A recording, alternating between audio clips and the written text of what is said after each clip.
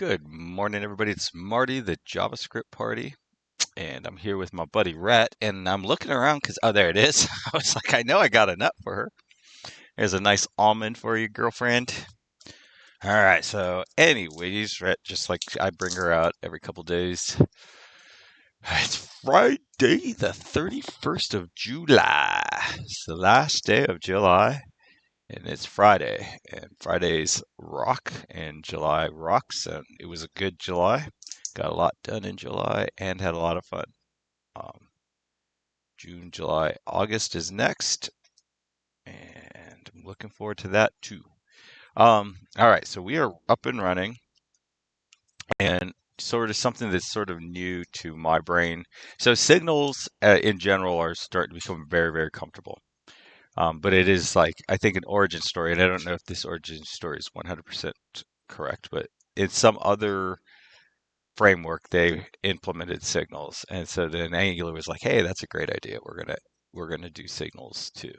And I think the general, at least the story at first, was that um, when you did a signal, or the signals were kind of supposed to replace RxJS in a very specific situations, and that's basically when things are not um, what is it called? Asynchronous, right? Only for synchronous calls. So like if it's just something you want to respond to synchronously, it doesn't you have to it's not waiting for something to happen somewhere else and then like something to get fetched from the server and then come back later.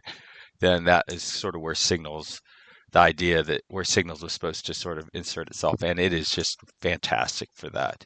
Um, Alternatively, there are a couple little weird, I don't know what you'd call them, flaws, or maybe blemishes on the framework when it comes to like saving or like responding to TypeScript attribute changes. Sometimes you'll get like the value change for the DOM can be updated type of bugs, and there's really almost no way to get them. A lot of times you end up getting them after an upgrade. So like I would be working maybe like in Angular 11, then we'd upgrade Angular 12. I'm just making that up. I don't know. But and then after Angular 12, I have a whole bunch of these errors in my console that I didn't have before the upgrade. Things like that. Whatever all those sort of problems are, go away. Like with this signal, since it those aren't there. But so there's that, and but I've gotten really super comfortable with them, so I don't even really like. It's hard. I have to remember that story from when I was first working on signals. Well, something that's been around in Angular for a long time is the concept of like a scoped service as opposed to a singleton globally scoped service. Um, and so for the most part, almost all the whole time I've been using Angular, I use global singleton scoped services. And things get really confusing, and sometimes you end up getting like architectural, like if everything's for root, you end up with some sort of architectural misses where like, why is it whenever I change the update in my change some value and update, and then I go over to fix my account, my my personal account, my that page works differently, and it's like, oh, because for some strange reason someone messed up and got information, information things crossed, and those things are very, very difficult. But if you scope your services, the chances of that happening go way, way down. And so that's kind of what I did yesterday. That was kind of the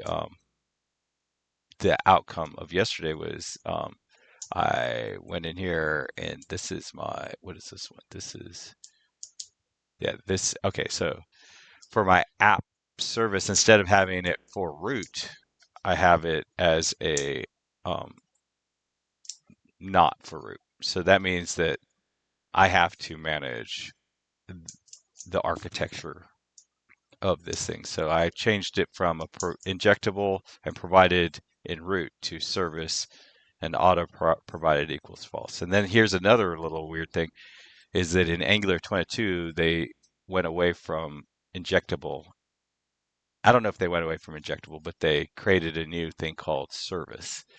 And I find this to be a little bit easier to come up to speed cognitively. When I see at service, I'm like, oh, okay, I'm in a service. Whereas like at injectable, I don't know, what does injectable even mean, you know?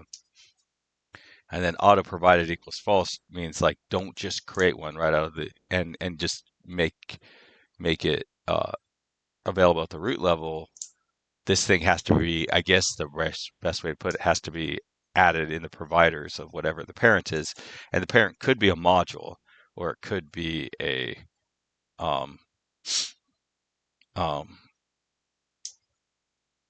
or it could be a standalone component that kind of contains other components. So like you could see here, and I'm literally just kind of noticing that this for the first time, that I have this app layout service, and then here I import these four components. And so these four components will that are created for this are going to use this provider. Like I literally just realized that now.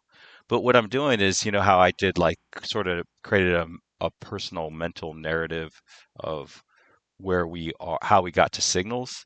Well, that's what I'm in the process of doing now. I'm like creating the narrative so that down the line, when I'm trying to explain this to other people, or if I'm trying to sort of um, stabilize myself off of it because there's like a bug or something weird's going on, um, I have this narrative that I've created for myself of how these scoped services are, you know, and how they came about. But the thing is I'm pretty sure this scoped. I'm 100% sure this scoped service concept has existed since day one of Angular, TypeScript version of Angular, Angular 2 plus, right? Like this scoped thing is like was always part of that. So, anyways, so that's that. That's the way that's how that works, and that's why I'm kind of being a little bit um, off. Also, I just don't quite feel right today. I don't know. I don't feel sick, but I just don't quite feel right. Um, but anyway, so now the next step is in my README that I said was to add signals. Okay, so I think what if we look at this, so there's going to be a signal for these two and a signal for these two, right? These are going to communicate outward. And these are actually going to also listen, right? Because they actually care what the current state is. And like if it's in full screen view, which we are right now, then um, I guess regular view isn't right. It probably should be like configured view or something like that. But anyways, if we're in, you know, depending on which view we're in, we are going to toggle back and forth, whereas these will both always be available, but this value will change. So that's kind of interesting from a scoped, like, okay, so like whatever I'm changing here and whatever data here, like nothing else in the whole system should care at all about that. So if for some reason, you know, like I'm coding and I'm kind of deep in things I can't quite, I think I know where I'm at, but I'm not, and then I write some code. I'm not going to, if I'm working on some other portion of the application, I'm not going to accidentally hook into one of these signals because these signals are only viable on this little suite of components. Again, I kind of saying the same thing over and over again. I realize that it's just one of those things where like I'm trying out new sets of words and all that. And the thing is this trying out new sets of words is like that was not an original core skill. So, you know, and I don't know if anybody else does that, but I do know that like in language, um, like you can create your own like kind of personal like like sometimes you'll see things about like twins and how twins will create their own language and they're the only ones that can understand what they're saying to each other. like you can do that and your twin can be the code. And you and the code are the only ones who can understand what you're saying. Like you can actually do that. And when you do that, your code becomes almost unmaintainable for other people.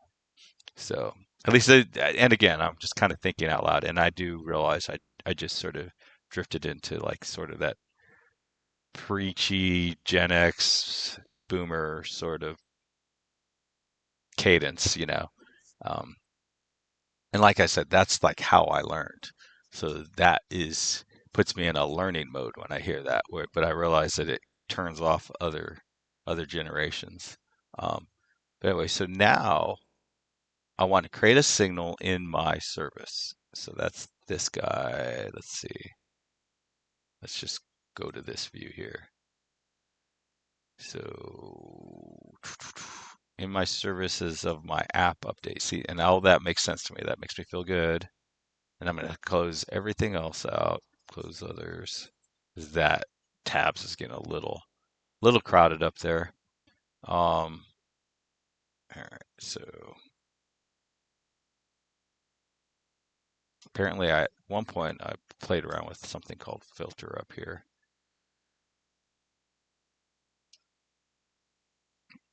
So like this signal is like a singleton, or yeah, this is from a navigation signal.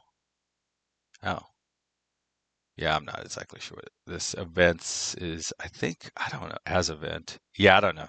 I don't know what that's all doing. It looks good to me though, but it's not what I was thinking it was. Looks like at some point. So that is all about. I think I want that. I'm gonna want that. Um, okay, so now I'm listening to signals. That's what this effect. This is how you one way to listen to for signals is with this effect. But I'm also um, need to commute to provide a signal. Maybe this isn't the best place to do that. I don't know though. Layout service, like it's not doing a whole lot right now. Well, it is. It's got 113. But I generally get and see we're said yeah, this is where we're publishing visual. So this is kind of like yeah, I think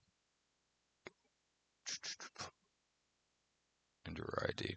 Yeah. Oh yeah. Now I'm remembering this. This is because I don't want to actually delete things because it was leaving massive numbers of disconnected DOM elements. So yeah, that's what that was all about. That was man, that was like winter last year. All right, so we want to create our own signal, and I guess and see publish, edit, and this probably should get converted over to signal. I think what right now, publish. What does this do?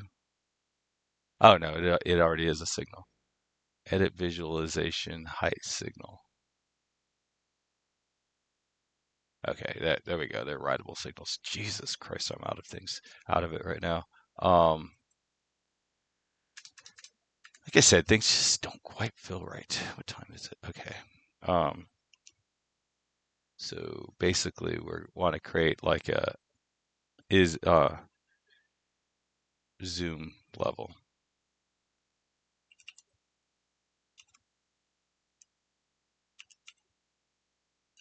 And I like to say signal. And this is a writable signal. And it is going to be a number.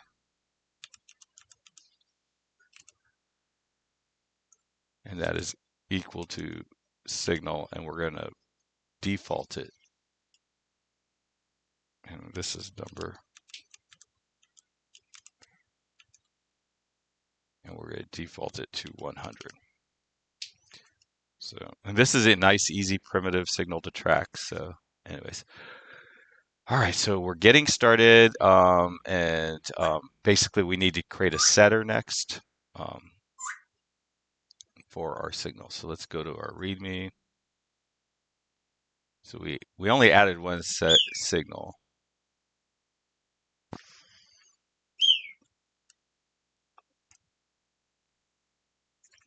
So we're going to do zoom signal.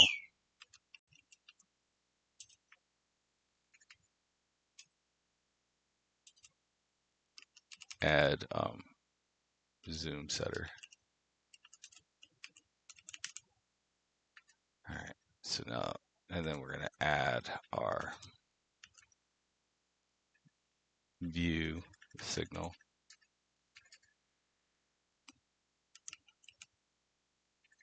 And then we're going to create a view setter.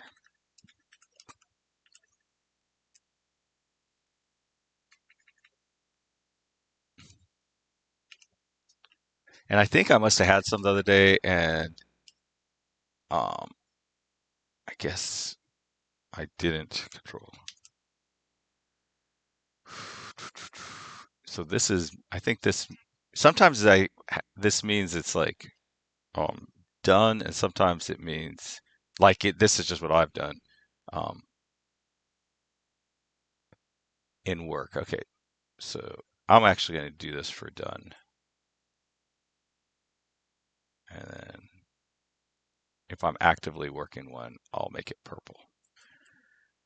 That's my new plan. Anyways, happy coding, everybody. Have a wonderful day. Bye.